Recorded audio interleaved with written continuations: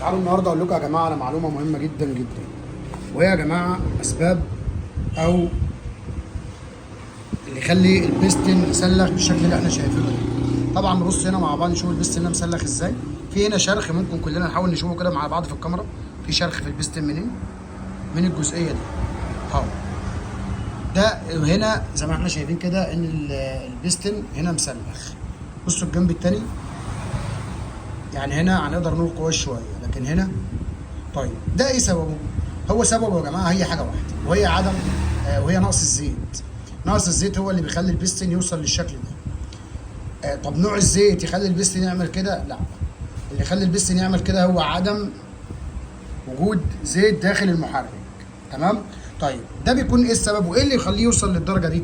هنا الموتوسيكل ده بياكل زيت وبيدخن، صاحب الموتوسيكل ماشي عليه طبعا مشي عليه وقرص عليه كمان. يعني انت عارف ان الموتوسيكل خفيف وبياكل زيت وبينقص زيت، وانت طبعا بتجري. لا، ده من اكبر الاخطاء او اكبر الاضرار اللي ممكن تسبب معاك مشاكل كبيره جدا جدا، وانت طبعا في الوقت ده مش هتكون حمل مشاكلها.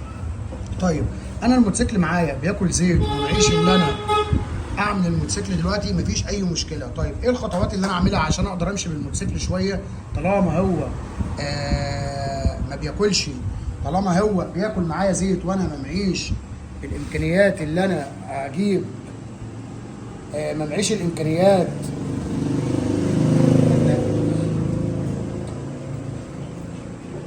معيش الامكانيات اللي انا اغير او اعمل العمره دلوقتي. ههتم بحوار موضوع الزيت. موضوع الزيت يا جماعه ده لازم اللي انا اهتم بيه،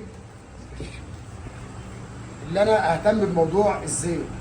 يعني ما امشيش بالمكنه اكون عارف ان هي بتاكل زيت، اكون عارف ان الموتوسيكل بياكل زيت واروح بيه مشاوير بعيده. طيب عايز اروح مشاوير بعيده او مضطر ان اروح مشوار بعيده، لازم يا جماعه اكون مهتم بحوار الزيت وما اخليش الزيت ده ينقص مني من المحرك نهائي، عشان الموتور ما يقفش معايا، لان ده اتسلخ اهو وعمل صوت جامد جدا في المحرك.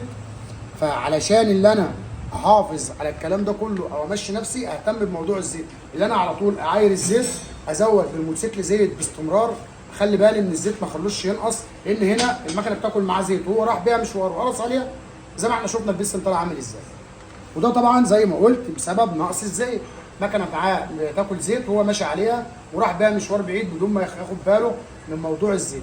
يا جماعه الموتوسيكل عاوز عمره وانا مش هعملها دلوقتي زي ما قلت، ابقى انا لازم اهتم بموضوع الزيت اول باول. يعني انا كل ما اروح مشوار لازم اخلي بالي من موضوع الزيت ده، ولازم ادي زيت بزياده. يعني الم يكن الموتوسيكل هياخد معايا كيلو، اديله كيلو وربع عشان اعمل حساب في المشوار ان هتاكل معايا زيت جامد، فبالتالي ممكن يحصل معايا قفش لا قدر الله، ممكن تبوظ الحدافه، ممكن تبوظ اجزاء كتير داخل المحرك. طبعا يا جماعه احنا عارفين الحاجه مش رخيصه والعمر النهارده بتتكلف، احنا نخلي بالنا من موضوع الزيت ومن موضوع تاكل الزيت. وبكده يا رب يكون الفيديو عجبكم. لو عجبكم تنسوش الاشتراك واللايك وتفعيل الجرس.